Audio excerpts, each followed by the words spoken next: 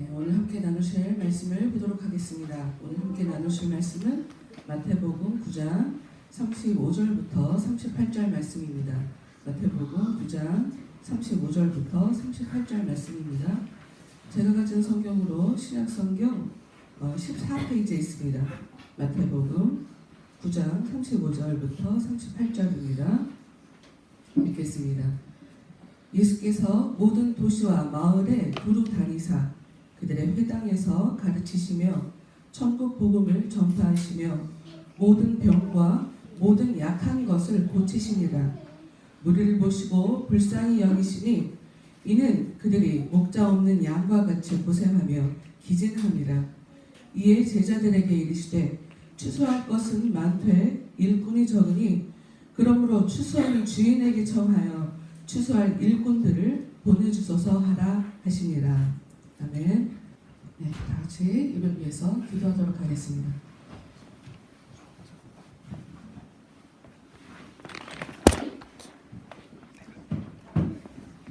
하나님 감사합니다.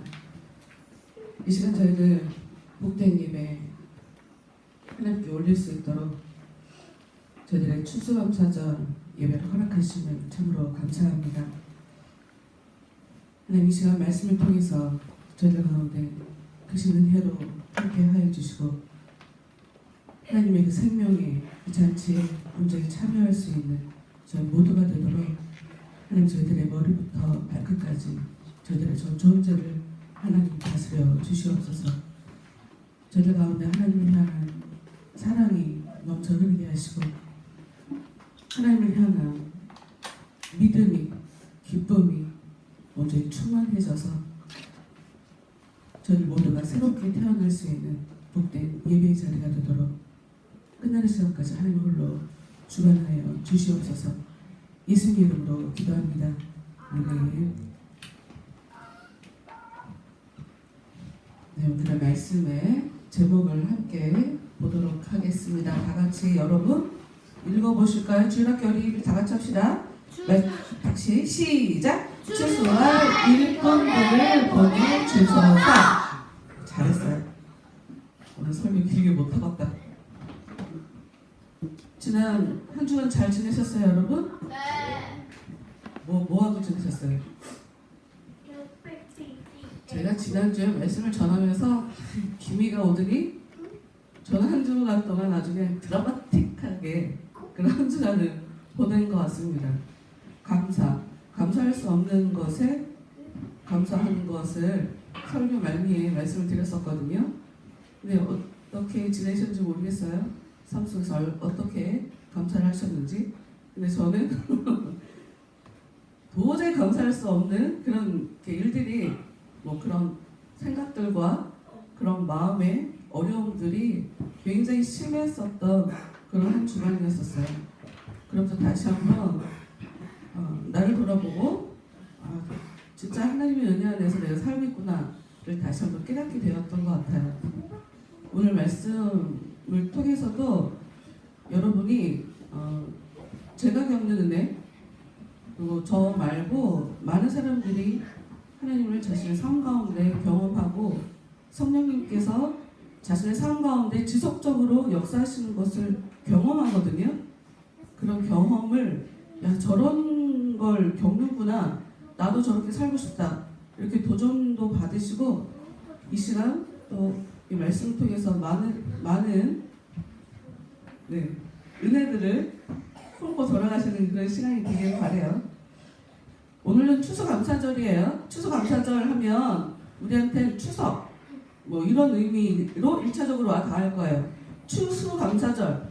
내가 하나님 1년 동안 많은 것들을 추수할 수 있게 해주시는 것에 대해서 감사합니다. 사실 1차적인 그런 의미죠. 얘들아, 애기들아, 조용히 해. 나 영어로 할 뻔했다. quiet. 조용히 해. 조용히 하세요. 네. 조용히 해야 맛있는 거 준다. 그래.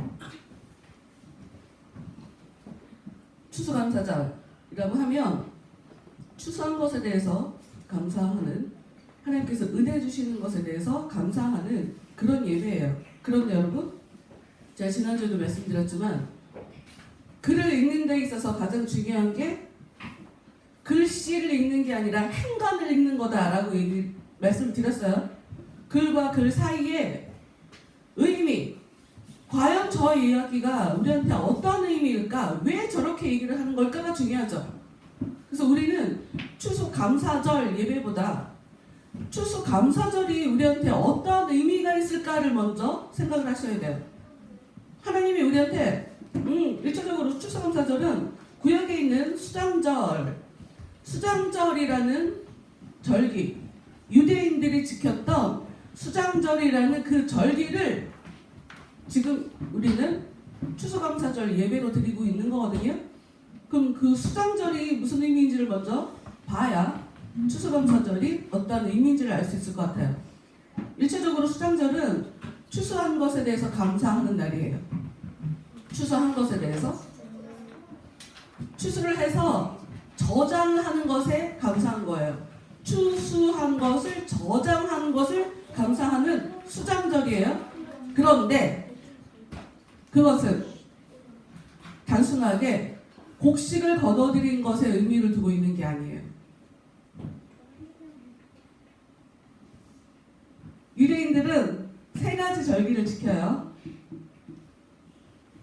나 쥐어. 아니에요. 나 이길 수 있어. 애기들.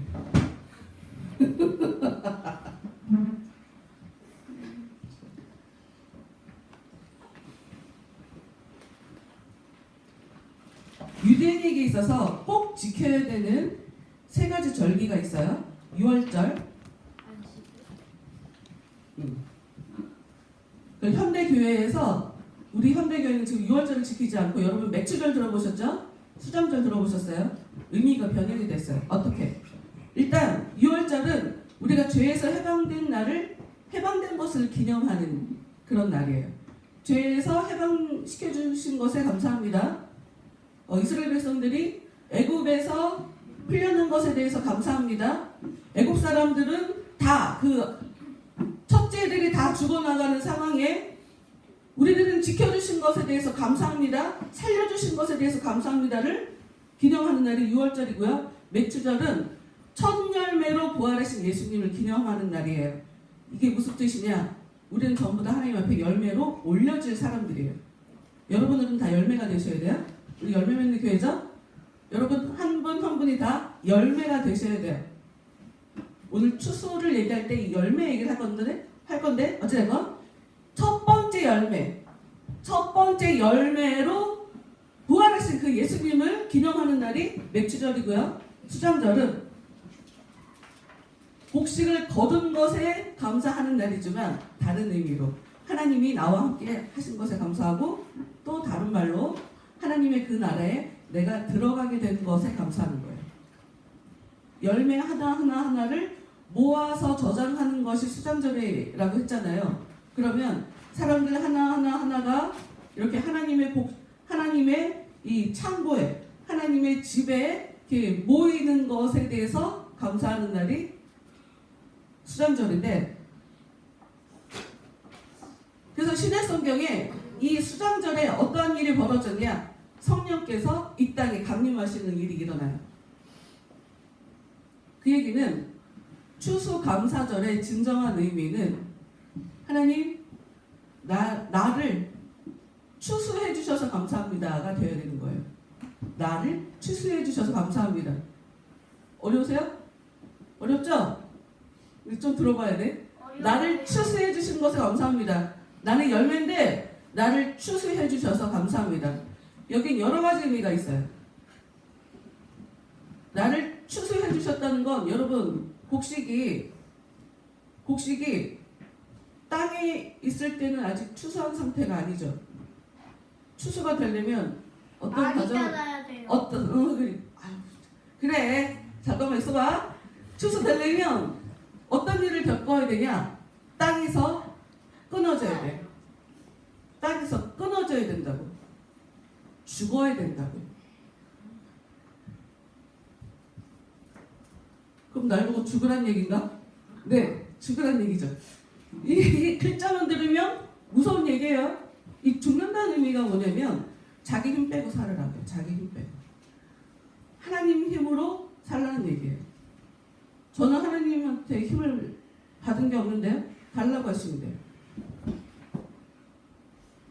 왜냐면 처음부터 여러분들을 하나님께서 힘을 주시고 보호해 주시려고 하나님이 부르셨기 때문에 힘없는 거 갖고 지적하지 않으세요. 죄 짓는 거 가지고 지적하지 않으세요. 죄를 지적하는 이유는 회개해야, 내 자신을 정확하게 인정해야 하나님께서 받아주시기 때문에 회개를 하는 거지, 너 잘못했어 라고 죄책감을 주기 위한 목적이 아니에요. 너 내가 도와줘야 죄를 안 짓고 살 것 같지 않냐? 내가 너를 도와줘야 네가 좀 힘있게 살 수 있지 않겠냐? 이런 걸 가르쳐 주기 위해서 하나님께서 문제가 있다고 지적을 하시는 거지, 너는 죄인이야 이렇게 혼내시는 차원이 아닌 거예요. 어찌됐건 땅에서 끊어져야 돼요. 죽어야 돼요. 이 일이 우리한테 어떻게 벌어지냐, 우리 삶이 어떻게 연출이 되냐, 오늘 말씀 봅시다. 35절 마태복음 9장 35절. 예수께서 모든 도시와 마을에 두루다니사 그들의 회당에서 가르치시며 천국 복음을 전파하시며 모든 병과 모든 약한 것을 고치시니라.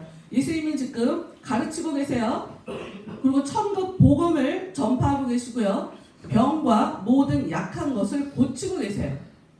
예수님은 이 일을 하러 오셨어요. 예수님은 이 일을 3년 동안 하다 가셨고요. 그 이후에는 제자들이 이 일을 하게 되죠. 다르게 얘기해서 예수님께서 가시고 성령님께서 제자들과 함께 한 이후에 예수님이 어떻게 하셨는지를 봤기 때문에 3년 동안 예수님이 하셨던 그 행동 그대로 제자들이 또 감당하게 되는, 제자들도 그래서 예수님이 가신 이후로 성령께서 함께 하신 이후로 회당에서 가르치게 되고 천국 복음을 전파하게 되고 병과 모든 약한 것을 고치는 일을 하게 되죠.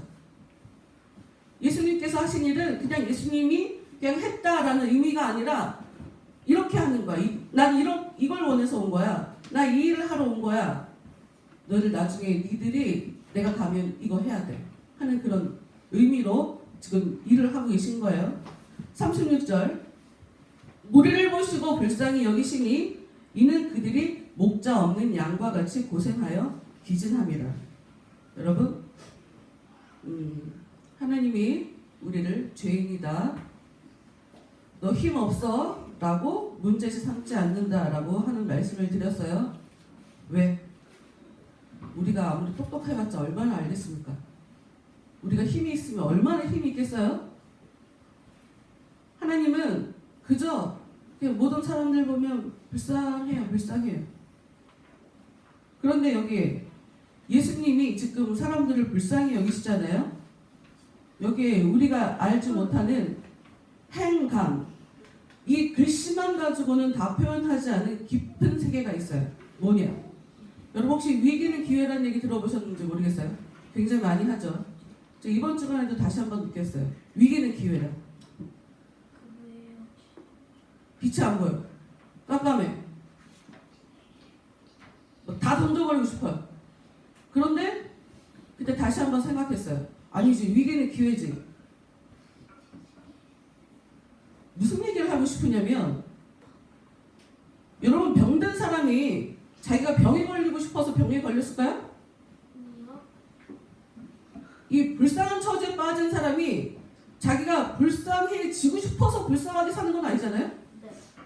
왜 그러는 걸까요? 하나님은 연출하시는 하나님이에요. 이거 굉장히 중요한 신학적인 용어예요. 연출하시는 하나님. 이게 무슨 말이냐면 병에 걸리게 만드는 거예요.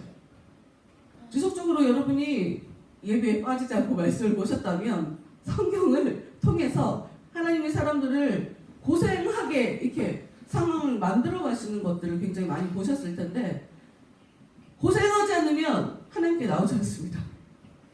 우리 인간의 연약함이기도 하고요, 악함이기도 하죠. 어려운 일이 생기지 않으면 하나님을 보지 않아요.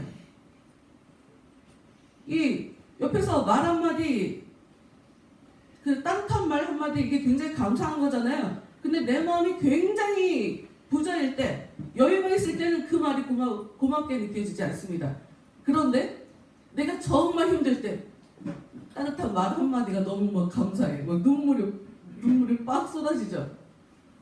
하나님이 여러분에게 사랑을 베풀어 주셔야 되는데, 하나님은 여러분에게 불쌍히 보는 눈으로 바라보고 계시는데, 이걸 우리가 깨닫지 못하잖아요. 그 하나님의 그 눈, 그 마음을 우리가 깨닫지 못하기 때문에 그걸 제대로 인식하게 만들려고 하나님은 어떻게 만드시냐? 우리를 불쌍한 상황에 몰아넣는 거죠.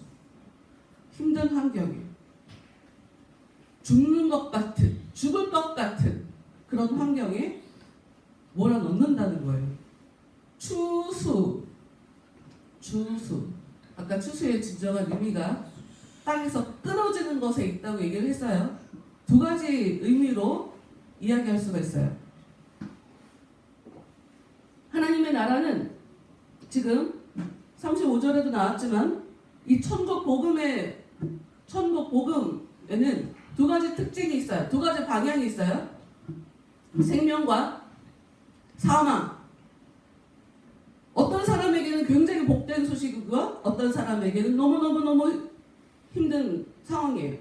제가 요즘 유대인들한테 좀 관심을 갖게 됐어요. 왜냐하면 가만 생각해보니까 예수님이 지금 2000년 전에 오셨잖아요. 유대인들한테 오셨단 말이에요.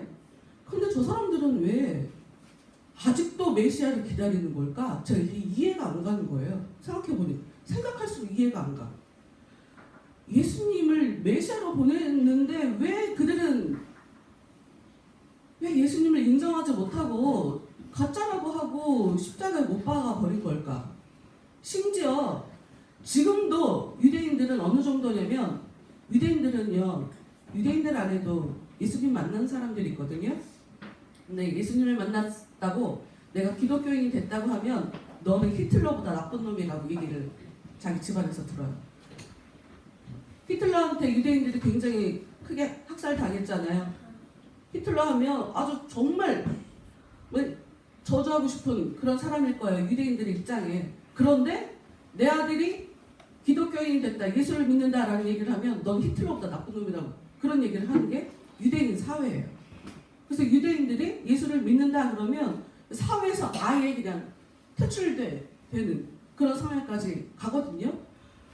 근데 왜 저들은 자기들이 가진 성경, 심지어 그 유대인이었다가 예수를 믿었다 하는 사람들의 얘기를 보면 성경 속에서, 자기들이 가지고 있는 성경 속에서 이미 그러니까 예수가 메시아라는 얘기잖아 라는 그 증거를 갖고 있는 거예요.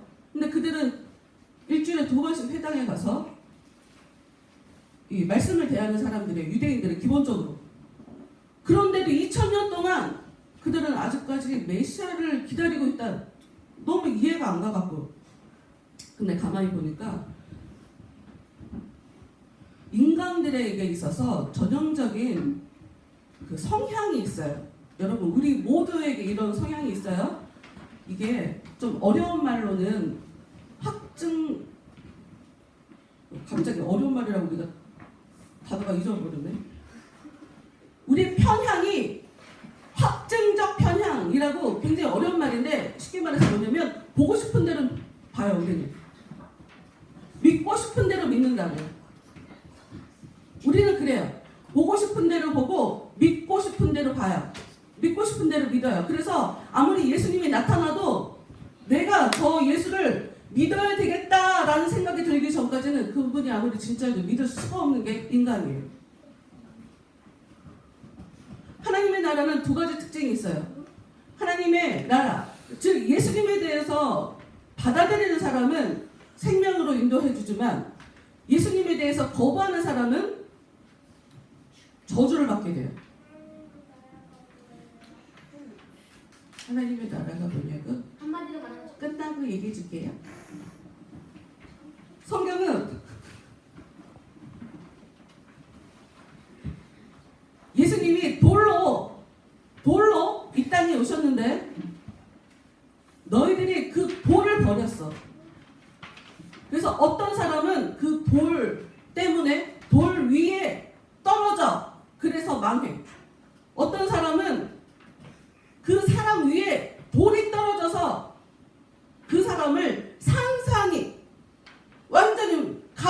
뚫어버려. 이렇게 예수님을 돌로 표현하는데 그 돌인 예수를 받아들이는 사람한테는 어떤 일이 벌어지냐? 집이 지어진대. 이 성경이 얘기하는 거예요. 사람은 우리는 모두가 다 삶의 그 어떤 안정적인 삶을 추구하죠. 행복해지고 싶어요. 여러분 행복해지고 싶지 않은 사람 없어요? 근데 우리는 누구나 다 행복해지고 싶은데 예수님이 그 행복을 그 안식을 여러분에게 주기 위해서 이 땅 가운데 오셨단 말이에요.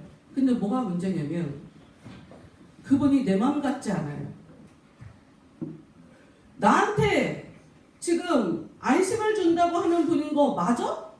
나한테 왜 죽으라고 하는 거야? 나한테 지금 사랑을 주려는 분 맞아? 왜 나한테 나쁘다고 하는 거야 자꾸? 날 도와주려고 하는 분 맞아? 나 믿을 수가 없네. 좋은 소리, 여러분 성경에 보면 예수님이 좋은 소리만 하지 않으셨어요. 예수님이 상당히 사람을 불편하게 하는 사실 욕도 하셨어요. 욕도. 욕하면 안 된다라고 하셔놓고 사람들한테 가서 욕도 하신 게 예수님이에요. 믿을 수가 없는데 하는 그런 모습이 있기 때문에 어떤 사람은 예수님을 믿어서 자기가 원하는 자기 인생에 집을 지어가고 삶의 안정을 찾아가지만 어떤 사람에게는 그 돌 위에 자기가 부딪히고 자기에게 돌이 떨어지게 돼서 자기가 완전히 망하게 되는 하나님의 나라는 그렇게 두 방향이 있어요. 여러분 지금 모르시지만 여러분은 둘 중에 한 그 길을 가고 계시다고요. 망하는 길이든 살리는 길이든 예수님 때문에. 제가 이번 주에 진짜 힘들다. 진짜 정말 힘들다. 라고 생각했다가 아니지. 위기는 기회인데 이건 나한테 기회일 수 있어. 왜? 난 주님 안에서 힘쓰고 있으면서 주님께서 나를 이끌고 가는 그 길을 내가 가고 있기 때문에 이건 나한테 기회일 수 있어를 바로 생각하고 정리할 수가 있었어요. 다시 말씀을 봅시다. 36절.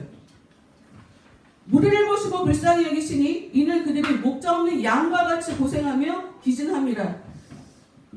예수님께서 우리한테 진짜 원하시는 거, 쟤네들이 고생하지 않고 살았으면 좋겠다. 쟤네 너무 불쌍하다. 쟤네 너무 힘이 없어. 그래서 무엇 하시냐면 35절에 읽은 그 말씀을 하시는 거예요. 가르치셨고 천국 복음을 전파하셨고 병을 고쳐주셨고 약한 것도 고쳐주셨죠.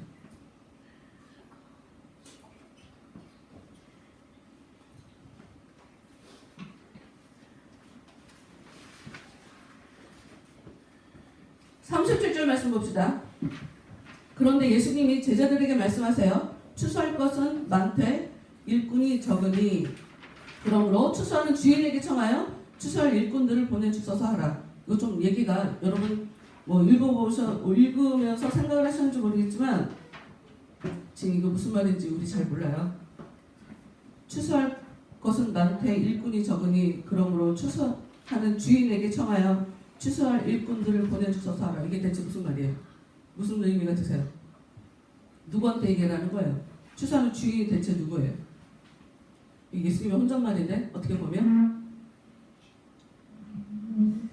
여러분 여기서 지금 추수 제가 말씀을 준비하면서 어떤 생각을 했냐면 이 추수꾼이라는 얘기 혹시 들어보신 적 있어요 요즘?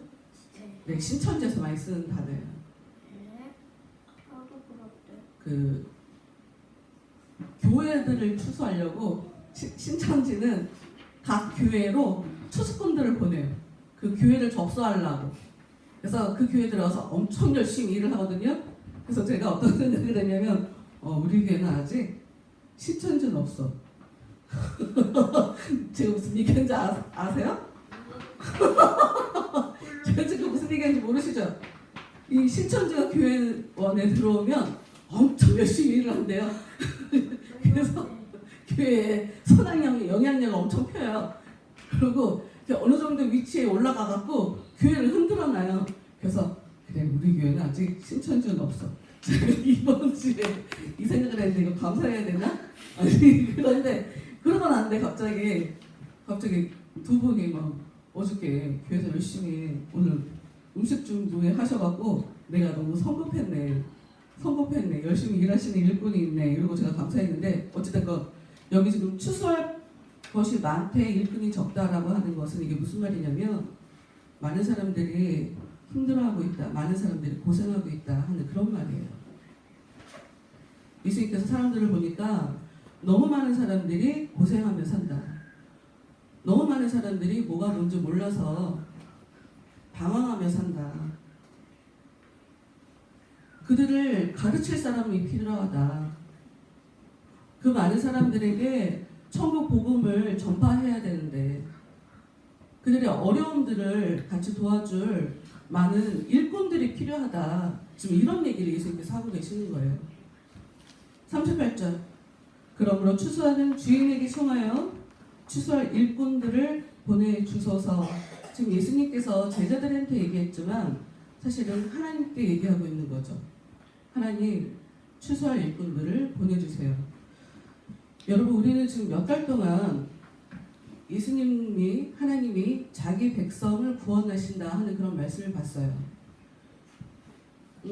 굉장히 여러 이야기를 했지만 거기서 중요한 한 가지, 예수님이 어떤 사람을 구원해 주시나, 어떤 사람을 자기 백성이라고 얘기하시나, 하나님은 어떤 백성을 자기 백성으로 말씀하시나, 그냥 우리가 쉽게 이해할 수 있는 한 문장으로 표현하자면 이타적으로 살아가는 사람을 말해요. 이타적으로 살아가는 사람, 남을 위해서 일하는 사람, 남을 위해서 살 수 있는 사람. 왜 여자는 약한데 어머니는 강하다 하는 그런 얘기 아실 거예요. 왜 여자들이 뭐 약하기도 하며 약한 척도 하는 것 같아요. 제가 여자라 뭐 알죠. 남자들 없으면 그냥 무거운 것도 번쩍번쩍 올리거든요. 근데 남자들이 나타나면 이거 좀 도와주세요 이러는 게 여자라. 그런데 엄마가 되면 내가 지키고 내가 책임져야 할 그런 대상이 생기잖아요. 그럼 삶의 태도가 달라져요. 여자들이. 남자분들도 그렇지 않나요? 남자분들 혼자 사시다가 가족이 생기면 삶을 대하는 태도가 달라질 거예요. 하나님은 우리에게 은혜를 주세요. 그리고 우리한테 힘을 주세요. 근데 단 전제 조건이 있어요. 내가 너한테 힘을 줄 건데, 내가 너한테 은혜를 줄 건데 너 혼자 잘 먹고 살라고 주는 거 아니야. 너도 복이 될 거고 너로 인해서 다른 사람들도 복이 될 거야. 그걸 길게 바라보고 너한테 복을 주는 거야. 내가 너를 자꾸 죽어라 하는 건 내가 널 살려주려고 죽어라 하는 거야. 내가 너한테 힘을 빼라고 하는 건 내가 너한테 진짜 힘을 주려고 힘을 빼라고 하는 거야. 힘을 안 빼? 그럼 내 힘을 빼줄게. 넌 내가 이랬다는 걸 모를 거야. 넌 네가 힘이 없다고 나한테 왔겠지만 네가 모를 건 나는 이미 너한테 긴 세월 힘을 빼는 작업을 한 거야.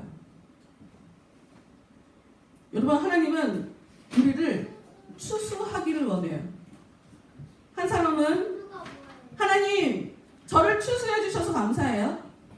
글쎄, 하나님 저에게 힘을 빼주시고 저를 하나님의 사람으로 받아주셔서 감사해요. 이렇게 고백하는 사람이 있을 것이고요. 한 사람은 아직은 아닌 것 같습니다. 아직은 잘 모르겠습니다. 이러시는 분 있어요? 뭐 계속 고민하세요. 때가 되면 하나님이 여러분도 추수해 주실 거예요. 추수해 주실 거예요. 근데 가장 좋은 방법은 여러분 스스로가 저는 하나님이 저의 진짜 힘이 되어주셨으면 좋겠습니다. 제가 지금 살고 있는 이 모습보다 좀 더 나은 나로 살 수 있도록 하나님 저한테 힘을 주세요. 더 이상 제가 제 힘으로 살지 않겠습니다. 이렇게 여러분이 먼저 고백하시는 게 이게 가장 여러분에게 현명한 방법이에요. 추수감사절의 의미는 하나님 나에게 많은 것을 추수할 수 있도록 해주셔서 감사합니다가 1차적인 의미겠지만 진정한 의미는 하나님 나를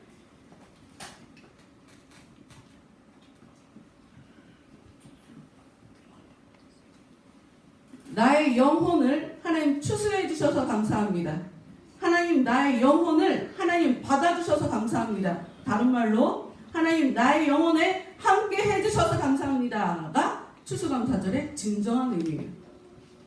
그런데 한 걸음 더 나아가 오늘 38절의 말씀은 이 세상에는 너 말고도 많은 사람들이 추수당해야 된다.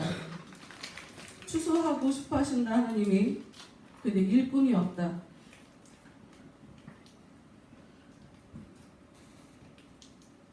주인은 하나님은 예수님은 추수할 일꾼들을 원하시고요.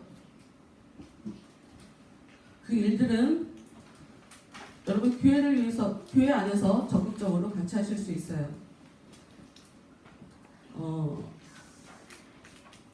사람은 혼자서 하는 것보다 여럿이서 같이 동역하는 게 훨씬 시너지 효과를 발휘할 수가 있어요.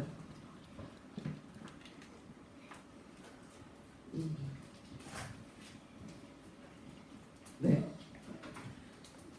말씀 한 구절 읽어드리고 찬양해 볼게요.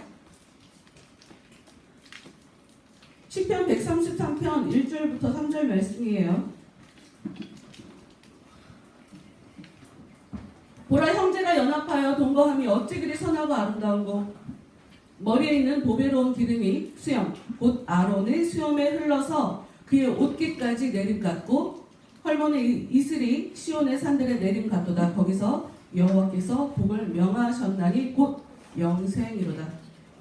형제같이 연합하고 동거하는 것이 정말 아름답고 하나님이 그걸 원하고 다른 사람들을 위해서 나의 힘을 나눠줄 수 있는 사람, 그런 사람들을 하나님은 원하시고 예수님은 그런 사람을 부르시고 그런 사람에게 은혜를 주시는 분이에요. 여러분 이타적으로 자신을 위해서 이기적으로가 아니라 이타적으로 살아가세요. 세상을 좀 보세요. 옆 사람들을 바라보세요. 자기만 보지 마시고 옆 사람을 제대로 보실 수 있다면 여러분들은 하나님께 더 큰 힘을 공급받으실 수 있어요. 공급받으실 수 있어요. 우리 찬양합시다.